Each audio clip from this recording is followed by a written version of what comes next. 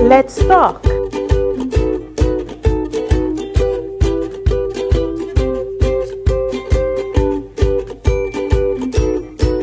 Let's talk.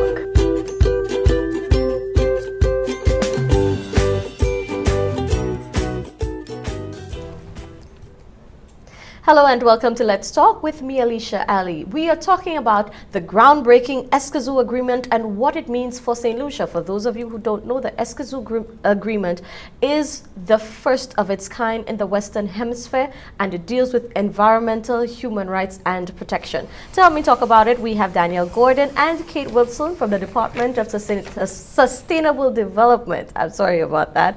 Welcome, ladies. Thank you very much, Hi. Thank you for having us. Oh, it is so wonderful to have you. And I know we spoke in a previous program, we delved into details about the Escazú Agreement, but let's just take in an overview of what the agreement is and what it means for St. Lucia. Who wants to take that? Well, the agreement basically is, the full name of the agreement is the Regional Agreement on Access to Information, Public Participation and Justice in Environmental Matters in Latin America and the Caribbean. That speaks for itself. It has three facets. We must provide facilities or framework for proper access to information. Secondly, a framework for public participation at all levels of decision making to the public.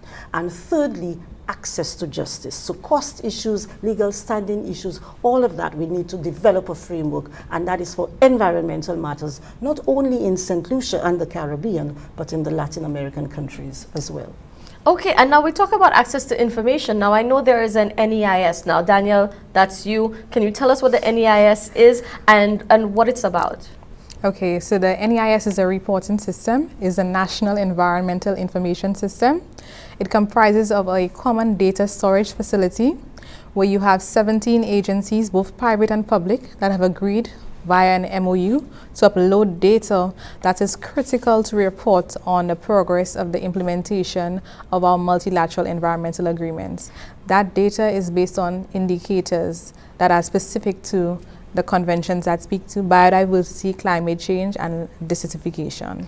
Data protection is a big buzzword nowadays. So you talk about data being inputted into a system. What is in place in this medium to ensure the protection of data privacy, people's data, their personal information, that sort of thing? Right, so we have different security levels in our system.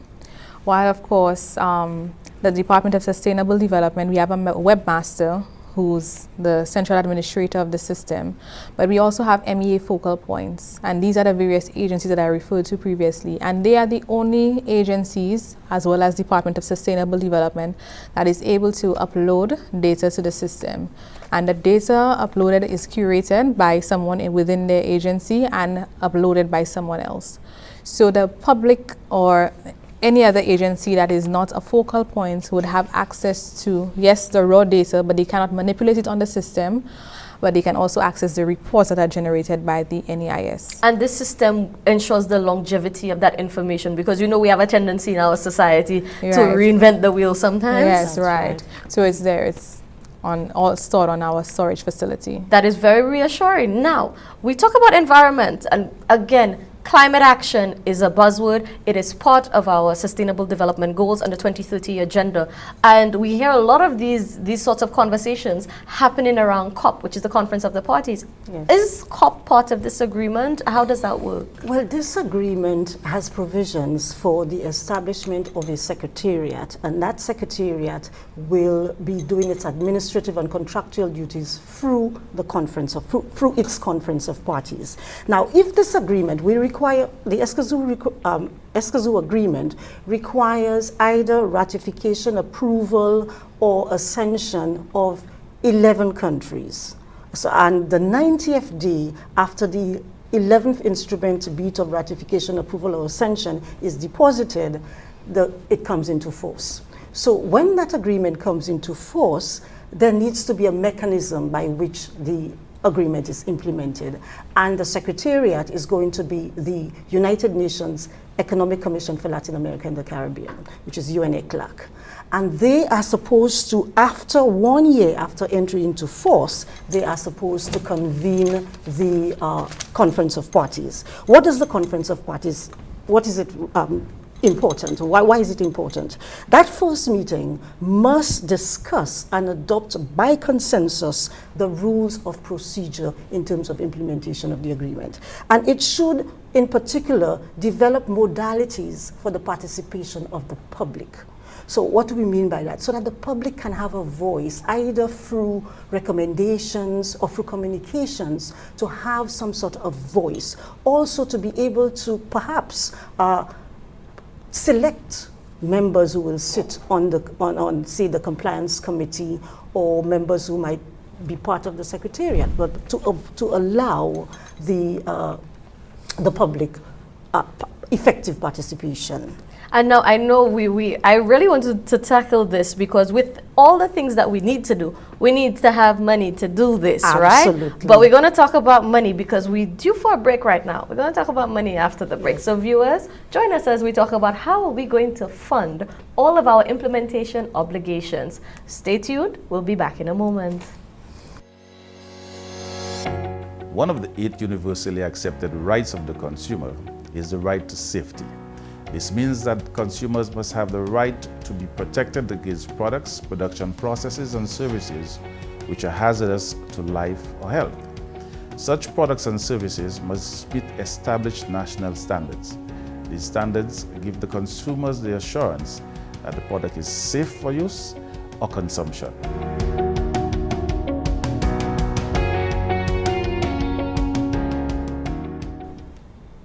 Hello and welcome back. I am Alicia Ali and this is Let's Talk. Joining me is Danielle Gordon and Kate Wilson from the Department of Sustainable Development.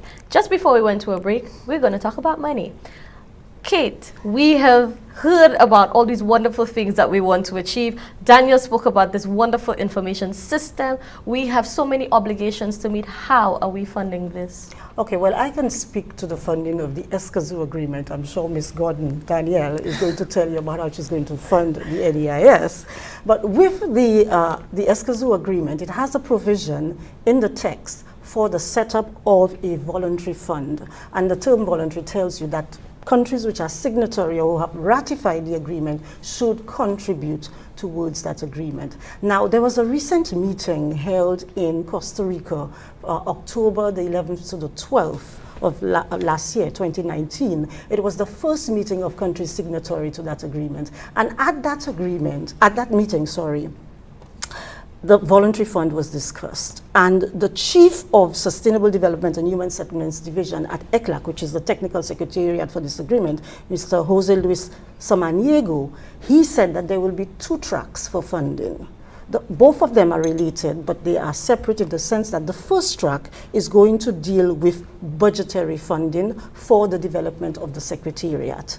And so a request would have to be made for regular budgetary funds and to finance the functioning of the Secretariat and to meet the treaty obligations. To do this, you would need a resolution by the governing bodies of ECLAC. And so that would require countries like St. Lucia, who have already signed on or ratified the agreement, to deal very closely, collaborate very closely through their permanent missions in New York with ECLAC to get that resolution done. The second tier of this funding is to complement and finance actual activities.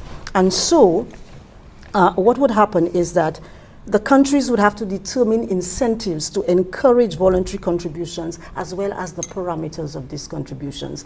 And at that meeting, as I said, that was held in Costa Rica, what agreements like the Aarhus Convention and the Paris Agreement and the Minamata Convention already have established funding mechanisms. And so at that meeting, experts were drawing on the expertise of those mechanisms and seeing how we can incorporate it into the Escazú agreement. And so they thought that using South-South cooperation funds through development agencies was one way to avoid having a problem in terms of getting funding. So that was a secure way of funding. The second way is to go through multi-donor trust funds. For example, such like FELAC, which is the Forum for East Asia and Latin American Cooperation. If we look at that model, what happens is that you use indicators like the gross domestic product, the UN general budget percentage, as well as populations to be able to channel resources. And they have also established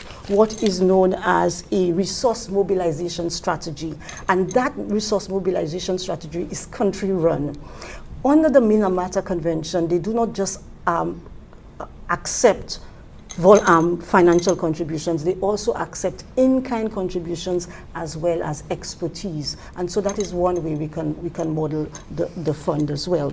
Now, Kate, I'm hearing you talk quite a bit because we've already been signatories to a number of agreements before. Yes. What are some of the challenges that you think we may encounter implementing and meeting our obligations for the Escazú Agreement? Yes, some of the challenges that we have is one, you know, each country has its own national agenda.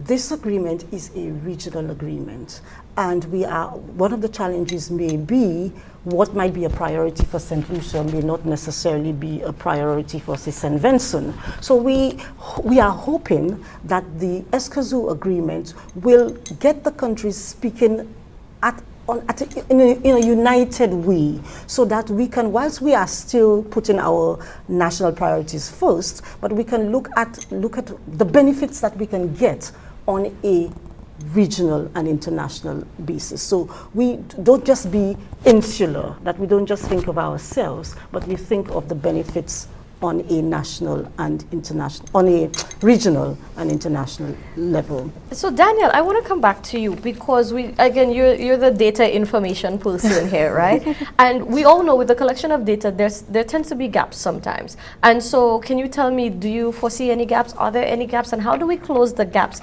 But in addition to that, how, with all the MOUs that you guys have going on, how are you going to get stakeholders and keep them committed? What sort of activities are we looking at? What does that look like? Okay, the activities we should ensure that we have stakeholder participation is our active training of the various data curators and their contributors as well. Because we know we have to ensure that they are aware of how the system operates and what is required of them and what type of data would allow the system to process for report generation. So I think that providing the support, whether it's institutional support as well, and ensuring that we are there with them to provide training to their respective individuals for the uploading of data, always having our training and encouraging that it is consistent as well. In terms of letting them see the value of the NEIS and how we can mainstream the use of it for development planning, we have produced the video, which is St. Lucia into the Future, where we have created environmental scenarios using data that would be uploaded to the NEIS, as well as expert opinions and their input as well, showing, you know, what is critical for our sustainable development and, you know, what's our plausible future in terms of where we're heading for our biodiversity, our climate change, and also land degradation. So that scenario will provide a baseline for us to project into the future and see, you know, how we can make changes to improve our environmental governance. And I must make, just before we close our show, I must make the point, we have been calling for very many years for data-based decision-making and planning. And so to hear you talk about it is so refreshing. So can we get some final words from you just before we close our show?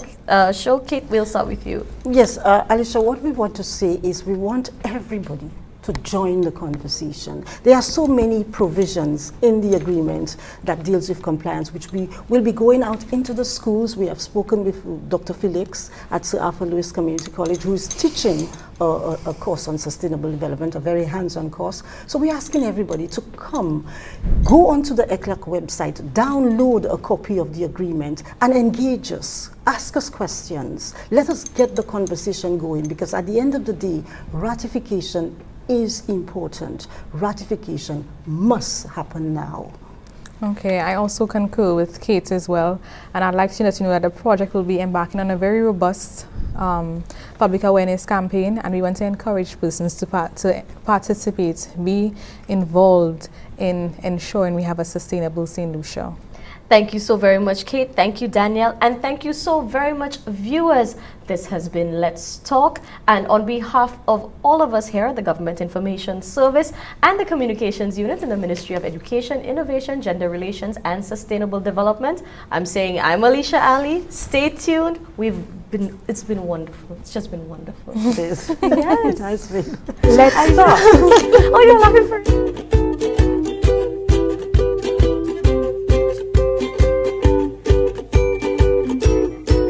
Let's talk.